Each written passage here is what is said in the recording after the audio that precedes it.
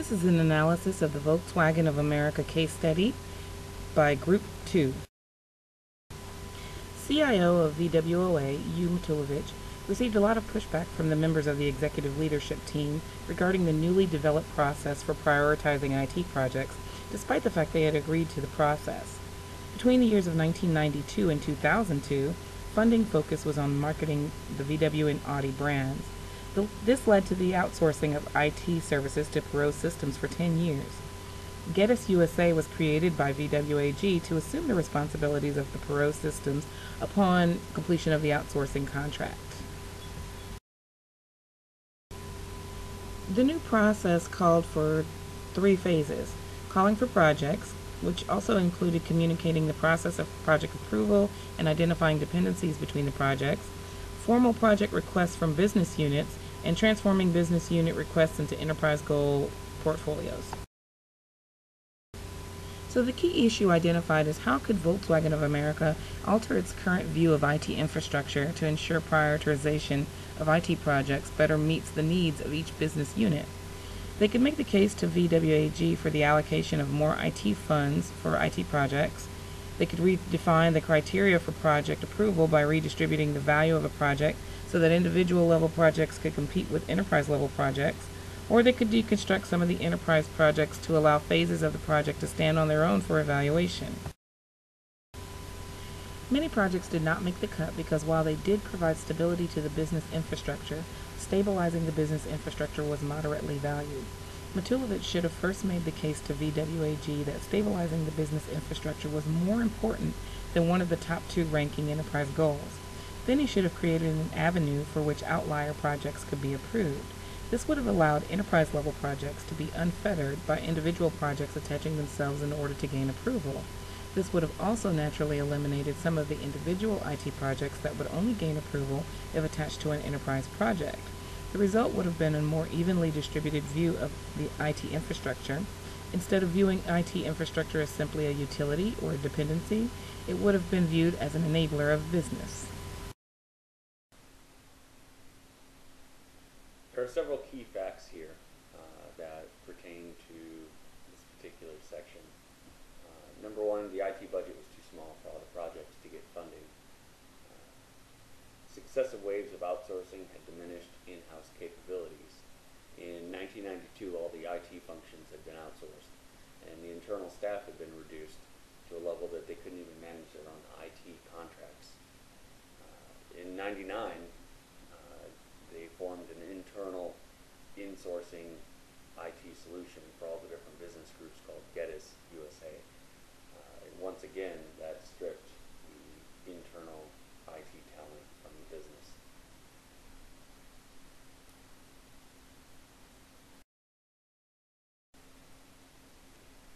How can a more measured approach to either insourcing or outsourcing produce a more robust IT division capable of improving the business's performance? This is ultimately the mission of IT.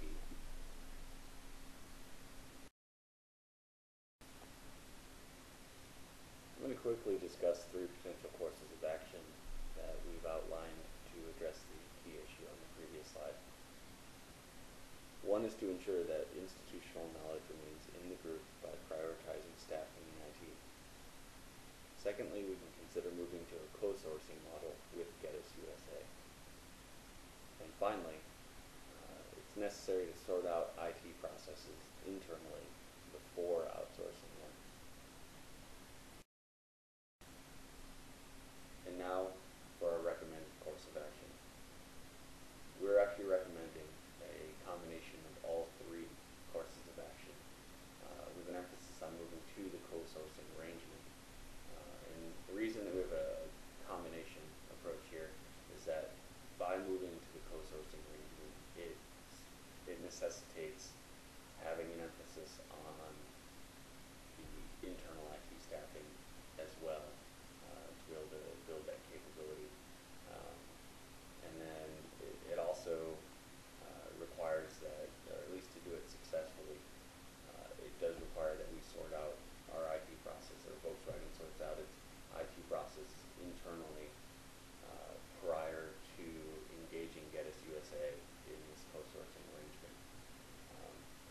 will ensure there's enough in-house talent to manage IT contracts, and they can also handle any small IT issues that crop up from time to time without having to engage GEDIS for every little thing.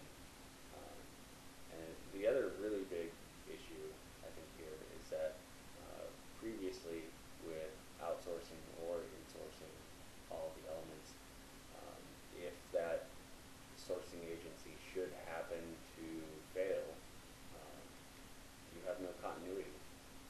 You have no way for those IT processes to continue because you don't have the capability internally, and you don't even know how they're being arranged or run. So by moving to a co-sourcing arrangement, should that outsourcing or insourcing agency fail, you now at least have enough internal IT talent that you can put together a contingency plan and be able to at least operate notionally in the meantime while you figure out your next move with regard to that.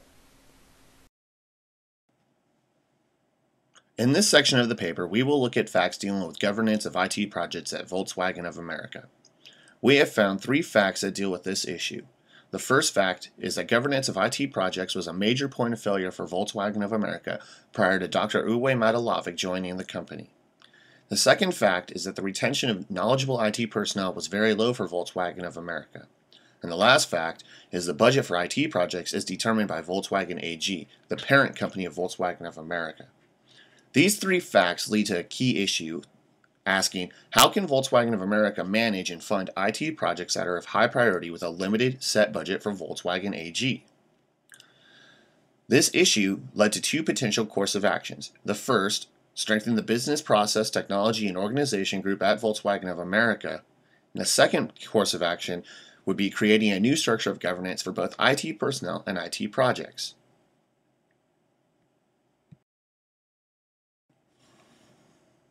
On this slide, we look at the analysis of our course of action related to the strengthening of the business process, technology, and organization group at Volkswagen of America. The pros of this option consist of a centralized IT team that is internal to Volkswagen of America. Another pro is that this internal team can focus on issues that relate to only Volkswagen of America.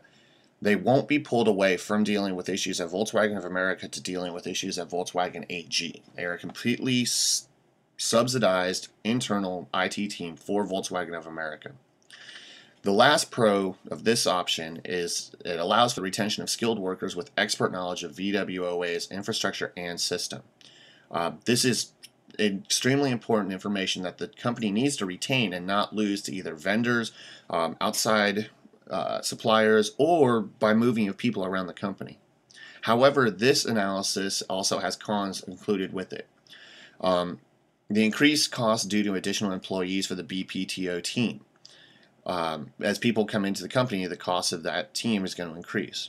It doesn't allow for the flexibility of IT staff to deal with global issues because of that exact structure. VWoA's team needs to focus on their company, but not have people going around the world to other branches of Volkswagen AG. Last, the retention of experienced workers could see an increase in salary demands for said personnel. To know the company and know the structure, after time, people are going to want more money as an incentive to stay.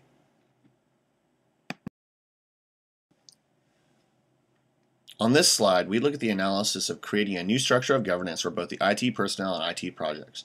The pros of this choice consist of providing a structure who is in charge of IT personnel and projects. Another pro is the more rigorous decision process for IT projects can be mandated by a new governance system.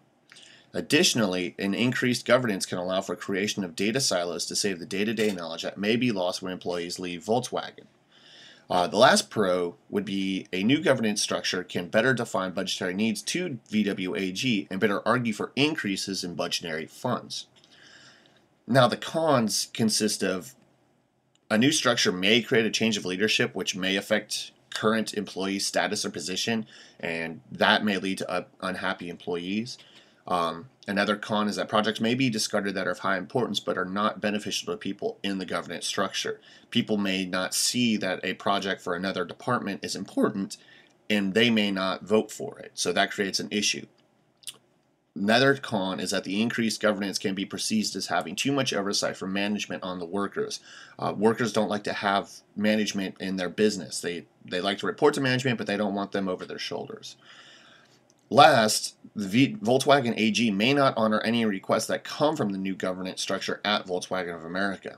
As it is, Volkswagen of America is a subsidy of Volkswagen AG, and Volkswagen AG still is the one that sets budgets, so they may not even honor any requests that come from Volkswagen of America. Recommended course of action. I recommend that Volkswagen America focus on the creation of a new governance structure.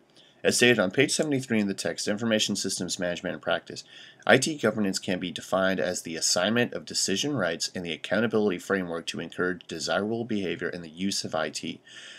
While it is important for Volkswagen of America to retain a competent and skilled IT force, the BPTO will become stronger once they have a clear governance structure from which they can work with.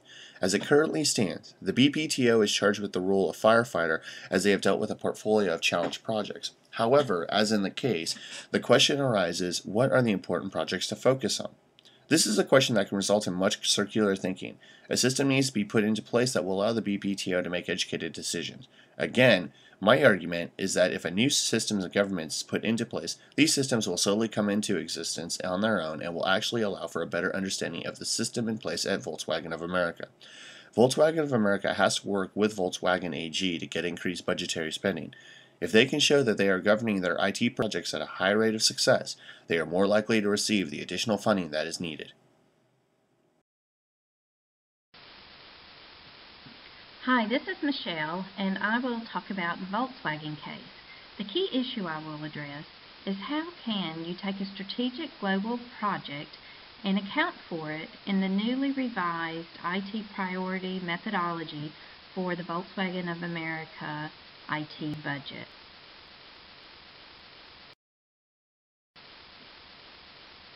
Three alternative courses of actions are explored. The first is to revise the method used to rank the IT projects. This is the recommendation ultimately presented.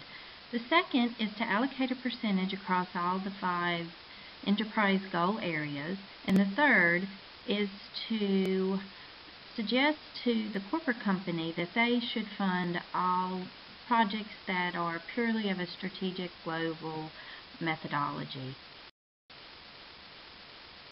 So what do we mean by revise the ranking method used to select IT projects? There are a couple of specific things that are taken into consideration. First, we know that the Volkswagen of in Europe is planning to significantly increase the business that's coming to the U.S. and Canada over the next several years. We know that we have a fixed budget of $60 million, and it didn't cover all of our wish list IT projects. And we know that the U.S. reorganized and is refocusing the key leadership on 5 different company goals to support the business. So in taking that into consideration, what it doesn't account for is how do we account for the long-term strategic global initiatives that maybe will not have a direct impact to the region, which is North America.